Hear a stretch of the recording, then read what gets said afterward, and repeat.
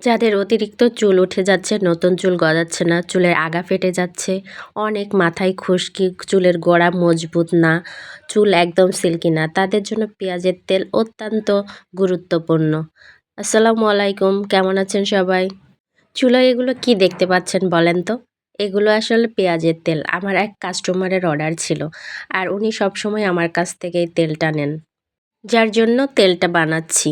এই পেঁয়াজের তেল চুল পড়া বন্ধ করে, নতুন চুল গজাতে সাহায্য করে, চুলের আগা ফাটা রোধ করে, খুশকি দূর করে, চুলের গোড়া মজবুত করে, চুল লম্বা হতে সাহায্য করে, চুলের অকালপক্কতা রোধ হয়, চুল সিল্কি করে। একটা তেলে কত উপকার দেখছেন? তো তেল বানানো শেষ করে এখানে রান্নাবান্না করে নিচ্ছি। কারণ দুপুরে খেয়ে দিয়ে একটু ঘুরতে বের হব। আমি ঘোরার ভিডিও দিচ্ছি মানে এই নয় যে আমি প্রতিদিন কিন্তু ঘুরতে যাই। আসলে আমার ভিডিওগুলো করা আছে, আর যেগুলো আসলে এডিট করার অভাবে আপলোড করা হয়নি। যার কারণে আমি একটা একটা করে আপলোড করছি। তো খাওয়া-দাওয়া শেষ করে আমরা চলে গেলাম আমার খালার বাসায়। মা মেয়ে ২ জনই এসেছি। তো এই তো সিঁড়ি দিয়ে উঠতেছি, অনেক কষ্ট। ৭ তলায় ওঠা চারটেখানি ব্যাপার না। ৭ তলায় উঠতে উঠতে পেরেশান হয়ে যাই।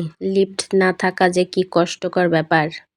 একবার উঠলে কিন্তু আর মন চায় না যে নিচে নামি।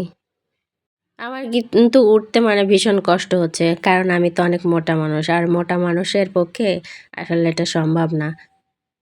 আমার মেয়ে কিন্তু একটুও হাঁপিয়ে যায়নি। কিন্তু আমি হাঁপিয়ে গেছি। একটা করে মানে একতলা করে উঠতেছি আর থামতেছি, রেস্ট নিচ্ছি। তবে একদম ওপরে হলেও বাসাটাই থেকে কিন্তু অনেক শান্তি আছে। চারিদিকে খোলামেলা পরিবেশ, অনেক ভালো লাগে। এত উপরে যে এটা মনেই হয় না। তো চলে আসলাম।